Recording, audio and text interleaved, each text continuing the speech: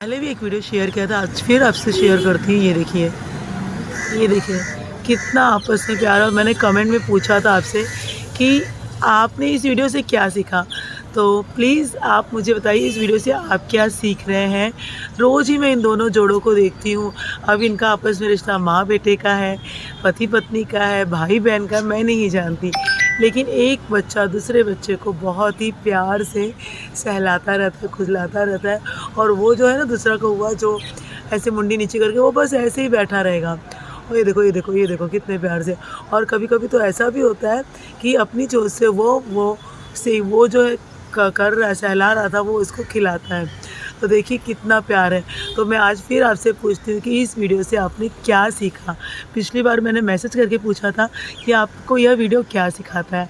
आज मैं ऑडियो देकर आपसे पूछ रही हूँ कि यह वीडियो आपको क्या सिखाता है।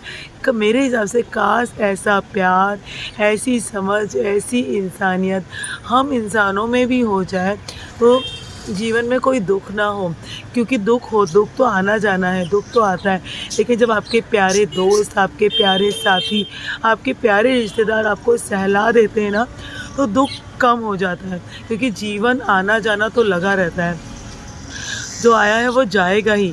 लेकिन जब कोई इंसान दुख में साथ छोड़ देता है ना, तो उससे बड़ा मक्कार, उससे बड़ा घिनौना कृत्य करने वाला कोई नहीं है जिसको, और उसका वो भी आप साथ छोड़ते हो जिसने आपको ज़िंदगी भर साथ दिया हो। ऐसे लोगों का, ऐसे रिश्तेदार जब आपका साथ छोड़ देते हैं तो सच में बहुत ही घिनौना ही कह लीजिए, या बहुत ही अविश्वसनीय कृत्य करते हैं वो लोग। खैर कोई नहीं, इंसान संभल ही जाता है। दुख देखिए सब पर पड़ता है, लेकिन आप दुख में कितना लोगों के साथ खड़े हो, ये बात मायने रखती है। तो प्लीज़ कुछ और ना सीखें, इन बच्चों से कुछ तो सीखें। ये जानवर, मैं सच कहती हूँ, जानवर इंसान से कहीं बेहतर है। ऐसा मेरा बहुत ज़्यादा अनुभव हुआ है।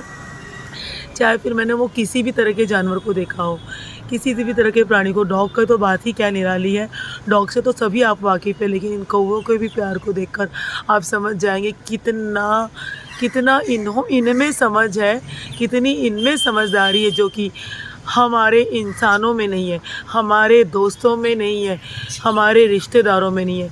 मैं यहाँ पे सबके लिए नहीं कह रही हूँ, मैं सिर्फ उन लोगों के लिए कह रही हूँ जो दुख में साथ छोड़ देते हैं। और कुछ ऐसे भी सुख में नहीं आते, लेकिन दुख में ऐसा मजबूत स्तंभ बनकर खड़े रहते हैं ना आपके साथ। तो मैं ये उन लोगों के लिए बिल्कुल नहीं कह रही हूँ। अब ये सिर्फ वही लोग अपना ज़मीर को टटोले कि जिसने दुख में साथ छोड़ा, लेकिन सुख में खड़े रहे हमारे साथ, सुख में हमारे साथ रहे कि भैया हाँ काम है तो करते रहो। और दुख में उन्होंने ऐसा पल्ला खींचा जिसने उनको, अरे कितना क्या क्या नहीं किया, मैं क्या क्या गिनाऊँ। उन्होंने दुख में साथ छोड़ दिया, और साथ तो साथ छोड़ा ऐसा इस तरह से। वाह, आप लोगों के लिए क्या कहूँ मैं, एक ताली तो बननी चाहिए। और ताली कौन सी, आप समझ रहे होंगे ना, समझिए। अपने ज़मीर को टटोलिए, जिसके साथ आपने ऐसा किया उसने आपके लिए क्या किया था। खैर अब तो वो आत्मा परमात्मा में विलीन हो गई है, वो खुद एक ईश्वर बन गई है। लेकिन आपने जो किया ना, आपने जो लोगों ने किया है ना, वो आगे आप खुद समझदार हैं। आपसे ज़्यादा समझदार कौन ही होगा कि क्योंकि बड़े बड़े टॉन्टिंग करना, बड़े बड़े लेख लिखना, बड़े बड़े त्याग करना, आपकी नज़रों में किसी के लिए त्याग करना, ये बहुत बड़ी, आपको और भी कुछ बहुत कुछ आप लोग बोलते हैं।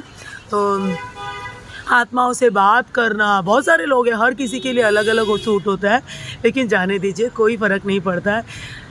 वो जो आत्मा परमात्मा में विलीन हुई है ना, वह भी कहीं से देख रही होगी कि मैंने जिसके ऊपर जान निछावर की, जिसके लिए मैंने ये बोला कि मेरा भी सब कुछ है, मैं तुम्हारे साथ हूँ, और उसके साथ आपने क्या किया। देखो, सीखो इन बच्चों से, सीखो।